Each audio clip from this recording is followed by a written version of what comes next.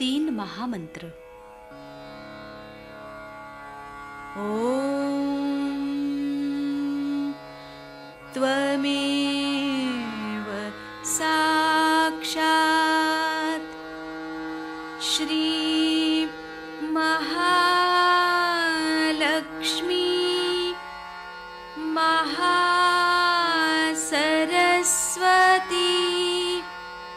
महाकाली त्रिगुणात्मिका कुंडलिनी साक्षात् श्री आदिशक्ति माताजी श्री निर्मला देव्यै नमो नमः।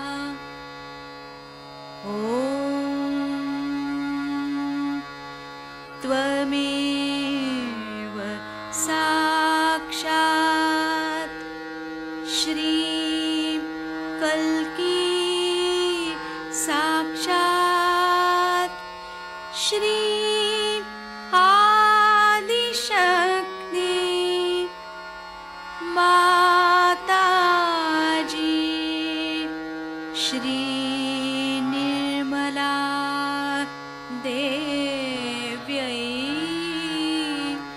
नमो नमः। ॐ त्वमेव साक्षात् श्री कल्की साक्षात् श्री सहस्रार स्वामिनी मोक्षप्रदायिनी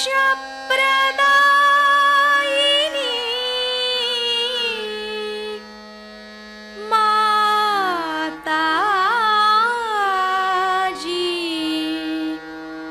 श्री निर्मला देव्यै नमो नमः। श्री गणेश मंत्र। ओम त्वमेव साक्षात् श्री गणेश साक्षात् श्री आदिशक्ति माताजी श्री निर्मला देव्यै नमो नमः।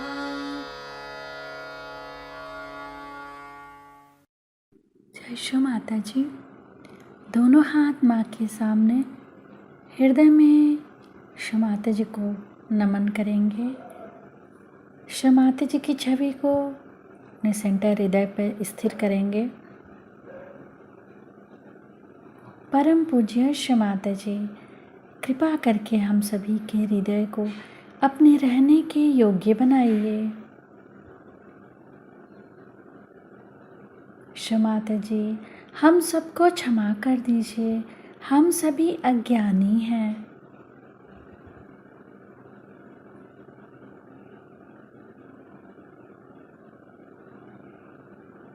श्री माता जी, हमारे इस हृदय को और पावन कीजिए ताकि आप यहाँ आ सकें।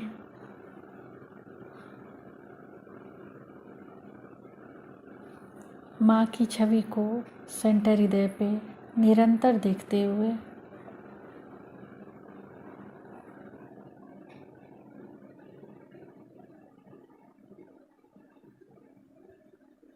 धीरे धीरे अपने संपूर्ण चित्त को दोनों हाथों को देखते हुए माँ से प्रार्थना, श्री माता जी कृपा करके हमारे दोनों हाथों की ओर देखिए।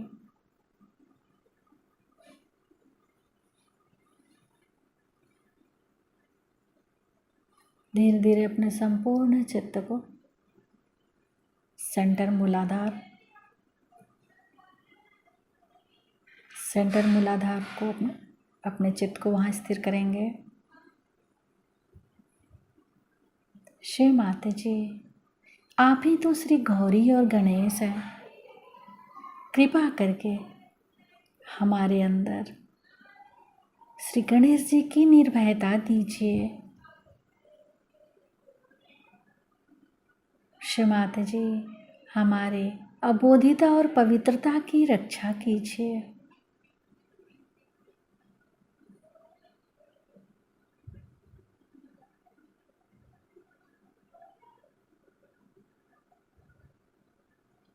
धीरे धीरे अपने संपूर्ण चित्त को सेंटर स्वादिष्ठान,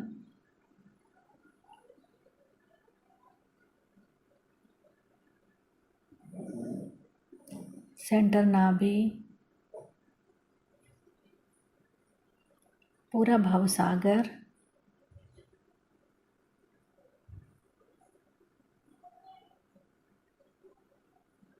सेंटर हृदय, सेंटर विशुद्धि, फ्रंट आज्ञा। फ्रंट आज्ञा पर श्री निर्विचारिता मंत्र।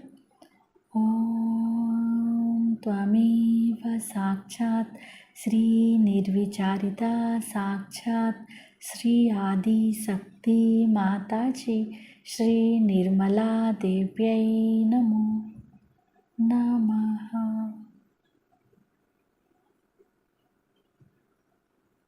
बैक आज्ञा।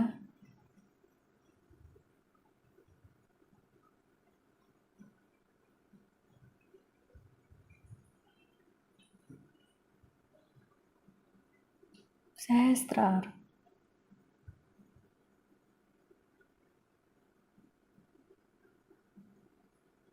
सहस्त्रार पर एक चित रहेगा, एक चित सेंटर मूलाधार,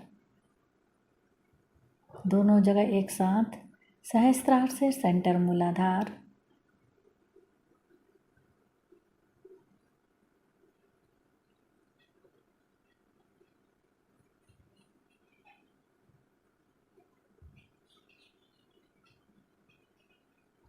अब अपने संपूर्ण चित्त को सहस्त्रार पर रखें।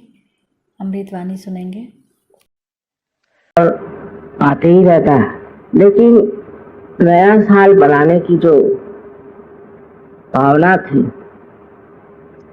उसको लोग समझ नहीं पाते। सिवाय इसके नए साल के दिन नए कपड़े पहनेंगे, खुशी मनाएंगे, कोई ऐसी बात नहीं सोचते कि ये नया साल आ रहा है, इसमें हमें कौन सी नई बात करनी है। जैसा डर्रा चल रहा है वही चल रहा है, और उसी डर्रे के सहारे हर साल नया साल। सबको मुबारक। सहयोग में हम लोग जब इतने सामूहिक हैं, ये सोचना चाहिए कि अब कौन सी नई बात सहयोग में करें। ध्यान में आप लोग काफी गहरे उतर गए, ध्यान आप समझते हैं, और एक आपने स्थिति भी अपनी प्रस्थापित कर ली। पर नए साल में कौन सी नई बात करनी चाहिए, इस ओर हमारा ध्यान जाना जरूरी है। असल में पहले तो हमें ये भी सोच लेना चाहिए कि हमारे देश के क्या प्रश्न हैं और सारी दुनिया के कौन से प्रश्न हैं, और उन प्रश्नों को हम किस तरह से नतीजे पर ला सकते हैं। उसके लिए मैं सोचती हूँ कि जिन सहयोगों का जहाँ इंटरेस्ट हो उसे वो ध्यानपूर्वक देखें। ऐसे तो बहुत सी चीजें सहयोग में नई नई शुरू हो गई। आप जानते हैं कि इस बार हमने सोचा है कि शिया मुसलमानों को बुलवा के समझाया जाए, उसके लिए कोशिश करें। और शिवाजी महाराज का जो बड़ा पवित्र जीवन रहा उसका भी प्रचार करने की कोशिश करें। तो दोनों चीजें बहुत अच्छी हैं कि शिया लोग समझ जाए धर्म क्या है, और शिवाजी के जीवन को देख करके हम लोग भी समझ जाए कि धर्म क्या और उनके आदर्श क्या थे और उस आदर्श के लिए उन्होंने क्या क्या किया। इतने थोड़े से समय में उन्होंने कितना कार्य करके दिखा दिया। अब संगठित रूप में हम लोग बहुत ठीक हो गए हैं, खासकर दिल्ली में और दिल्ली के आसपास, और सहयोग बढ़ भी रहा। उसके साथ साथ ये भी सोचना है कि हमारे अंदर गरुआपन आ रहा है या नहीं। बस अगर सहयोग बढ़ रहा है, उसकी क्वांटिटी बहुत बढ़ रही है, तो क्वालिटी आई कि नहीं ये बहुत जरूरी तो सोचना और उसकी तरफ ध्यान देना चाहिए। इसके और मैं ये कहूंगी कि ध्यान धारणा आदि के जो कुछ भी आपके ग्रुप चल रहे हैं उधर थोड़ा आप लोग मद्देनजर करें, जाके देखें क्या चल, और अपनी तादाद बढ़ाने के लिए आसपास के जो गांव हैं और इस पे जो आपने कार्य किया है, इसी प्रकार और भी आप आगे बढ़ सकते। लेकिन इस नए साल में आपको ये ख्याल करना चाहिए कि हम लोगों ने जैसे कि बहुत से प्रोजेक्ट्स निकाले जिससे हम लोगों के पास फ्लैट्स आ गए, घर आ गए, और आश्रम भी बन रहा है, ये भी अच्छी बात है। लेकिन उस आश्रम में हम लोग क्या करने वाले हैं, क्या क्या चीजें हम उसको बढ़ा सकते हैं, उसमें कौन सी चीजें हम छाप सकते हैं जिससे कि हमारे बारे में लोग जाने। एक चीज मैं सोचती हूँ कि ये बहुत साल पहले मैंने सोचा था कि एक न्यूज़पेपर जरूर सहयोग का चलना चाहिए। तो बम्बई में एक सहयोग का न्यूज़पेपर चल पड़ा, उन्होंने कुछ ऐसी गलतियां कर दी कि वो बंद करना पड़ा। लेकिन अब इतने तादाद में लोग हैं तो हम जैसे आपका न्यूज़ लेटर आता है वहां से उसको ट्रांसलेट करते हैं, तो उसमें ज्यादातर बाहर के बारे में आता है। इसी के तरह हिंदुस्तान के बारे में भी आप खबर लोगों को दे सकते हैं और कार्य कर सकते हैं। अब मैं सोचती हूँ 3 पैमानों पर खास ध्यान देना है, जिसका कि जागतिक प्रश्न आज है।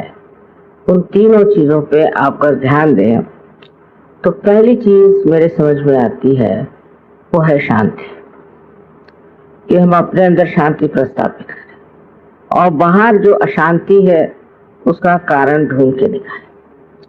वो क्यों अशांति है, किस वजह से सारे देश में गड़बड़ या और दूसरे देशों में गड़बड़ है, इसकी जड़ें पहले पता लगानी चाहिए और उसमें हम किस तरह से कार्यान्वित हो सकते हैं।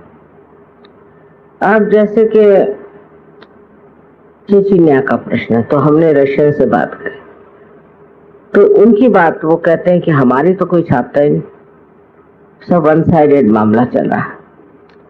उन्होंने जो बताया कि चेचन्या में जो गड़बड़ है वो ये है कि हम अगर साम्राज्यवादी हैं और हम अगर डेमोक्रेटिक कंट्री है, इसमें दोनों में बड़ा फर्क है। डेमोक्रेटिक कंट्री में आप लोकशाही में, जो लोकशाही है उसमें आप किसी भी एक धर्म के ऊपर राज्य नहीं कर सकते, और वो धर्म की जो अपना अकेलापन लिए हुए एक्सक्लूसिव रिलीजन, जैसे ये तीनों धर्म जो है बुद्ध का भी वही हाल है, बुद्ध भी वही और महावीर भी वही। तो ये जो 3 धर्म है जो कि 5 इंजिल से आए, जिनको हम कह सकते हैं कि यहूदी, जूस, क्रिश्चियंस और मुसलमान, जो एक एक किताब को सिर्फ मानते हैं और एक ही इनकारनेशन को मानते हैं और इसलिए वो एक्सक्लूसिव है, लेकिन वास्तविक में एक्सक्लूसिव नहीं। अब ये पॉइंट उनको लिखना चाहिए। वो क्या है कि ये सब धर्मों में समझ लीजिए, आप अगर मोसेस की बात लिखे तो उन्होंने इब्राहिम के बारे में कहा, फिर ईसा मसीह आए, उन्होंने मोसेस, इब्राहिम सबके बारे में कहा, फिर जब मोहम्मद साहब आए, इन्होंने तो सब तीनों के बारे में, यहाँ तक कि ईसा मसीह के माँ के बारे में लिखा। तो ये धर्म जो है एक्सक्लूसिव नहीं, ये बनाए गए, इसीलिए झगड़ा होता है। और अगर उनसे अगर कोई कहे कि कोई विश्व धर्म बनाए तो इस बात को बिल्कुल नहीं पसंद करते, क्योंकि फिर वो लड़ेंगे कैसे? तो लड़ने की उनकी जो अभी इच्छा है, प्रवृत्ति है, उसे वो कैसे समाधान दे सकते हैं? इसलिए वो इस चीज को मानने को तैयार नहीं कि धर्म है उनका जो है एक्सक्लूसिव।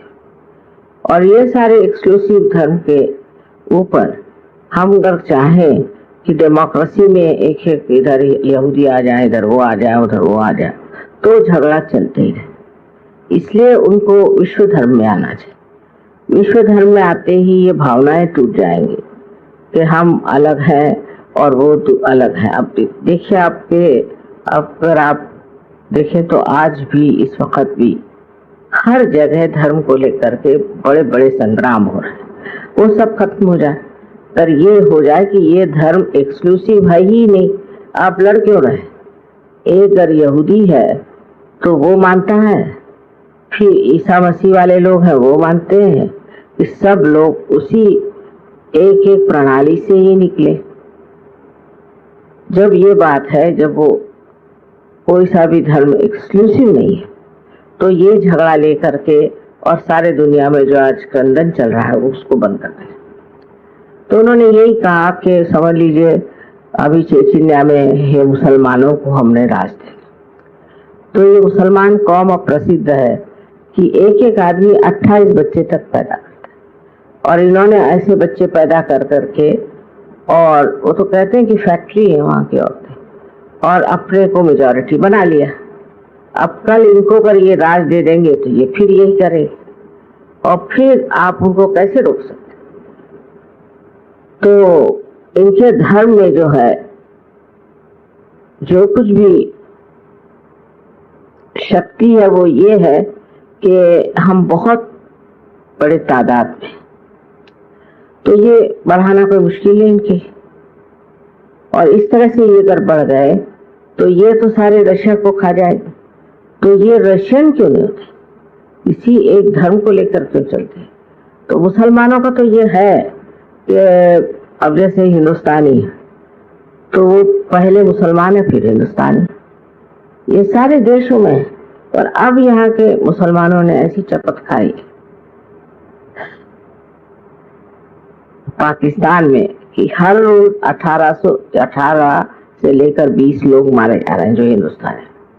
अब वो उनका इंटरव्यू आया था, शायद नहीं आपने देखा हो, कौन आया था, तो उन्होंने ये कहा, न खुदा ही मिला न विशाल सनम, न यहाँ के रहे न वहाँ। ऐसी बुरी हालत है।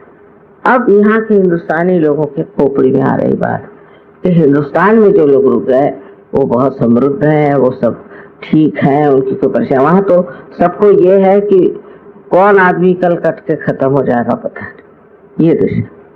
और मारे जा रहे पाकिस्तान में, क्योंकि वहाँ सिंधी और पंजाबी जो है वो नहीं चाहते लोग रहे।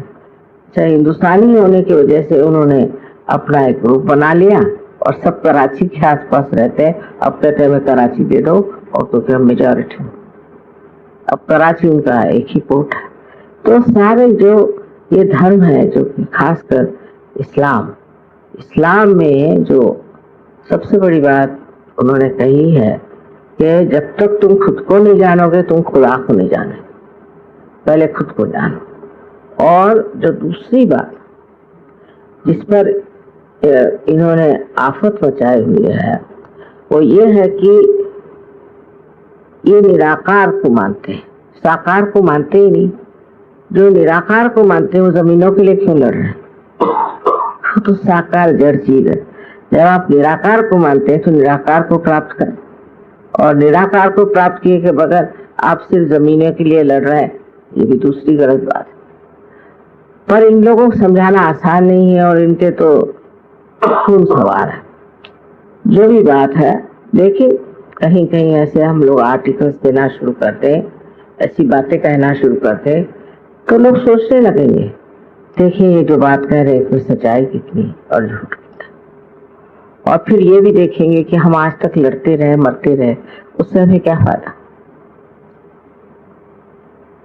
उसके बाद मतलब एक मुसलमान जाति ऐसी कि जो सहजों के लिए बड़ी मुश्किल है और आर्थिक। हालांकि ऐसा नहीं कहना चाहिए क्योंकि मुसलमान काफी जगह से आए हैं, सहयोग में है अपने 15-20 सहयोगी सारे वर्ल्ड में आप कह। लेकिन इस बार मेरा जब भाषण वहां हुआ रेडियो पर, तो मैंने उनसे साफ साफ कही सारी बात। और जब मैंने सारी साफ बातें करी तो किसी ने कुछ मुझसे वो नहीं कहा, क्योंकि वो लोग सब टेलीफोन से बात कर रहे थे। पर वहां के कुछ लेडीज ने फोन किया कि हमें तो ठंडा ठंडा आ रहा है माता जी की बात सुनकर, और बहुत से लोग पार। तो ये भी एक सोच रहे हैं कि एक तरीका जरिया है जिससे जो लोग बाहर गए हो, जैसे ईरानी ने से अब वो लोग सब वहां बसे हुए हैं अमेरिका में, उनको हम पकड़ सकते। इस प्रकार हर जगह मुसलमान जहां जहां गए हैं, एक तो उत्पाती बहुत है, झगड़े करते हैं, और दूसरे ये कि ऐसी ऐसी बातें सोचते हैं जैसे कि अफ्रीका में उन्होंने अब सब अपना गुट बना लिया है। और अभी एक आदमी जिसने कि एक बड़ा भारी एक गैंग बनाया था और वो चाह रहे थे कि वहाँ का जो वर्ल्ड ट्रेड वो है उसको उड़ा दे, उसमें वो पकड़ा गया, उसको 18 साल की सजा।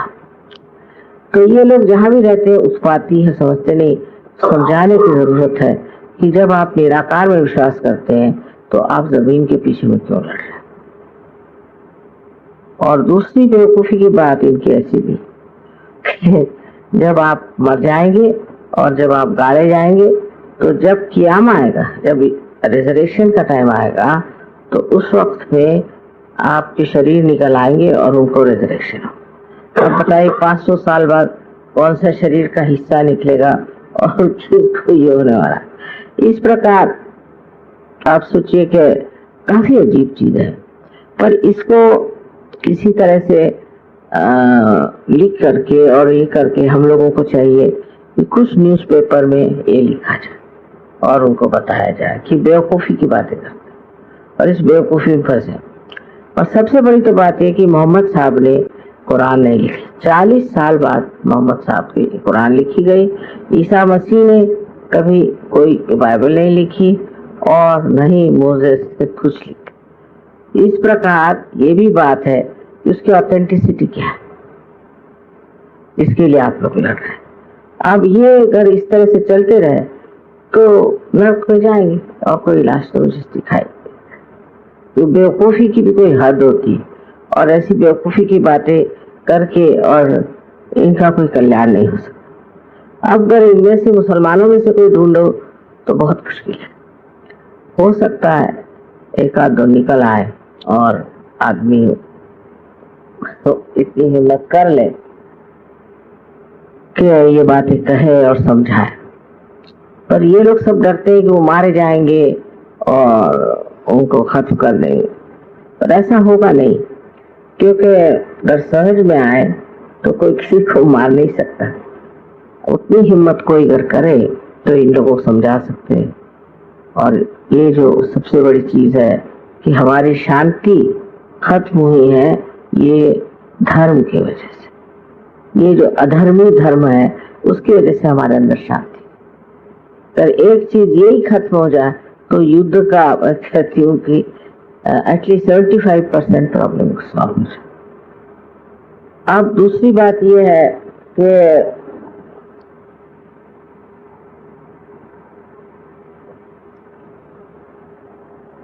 अशांति कहाँ से आती? क्योंकि अगर उस पैमाने पर देखा जाए कि बड़े बड़े देशों में लड़ाई हो रहा है, झगड़े हो रहे हैं, तो ये दूसरी बात है। और जैसे शिराक साहब ने वहां पर एटम बॉम्ब लगा दिए, तो अब उनके यहाँ भी बहुत से बॉम्ब्स पड़ रहे हैं। लेकिन अगर आप व्यक्तिगत देखें, इंडिविजुअली देखें, तो इंडिविजुअल में जो अशांति वो कहाँ से आती है? किस वजह से मनुष्य अशांत हो जाता है? अब उसकी जड़ें अनेक।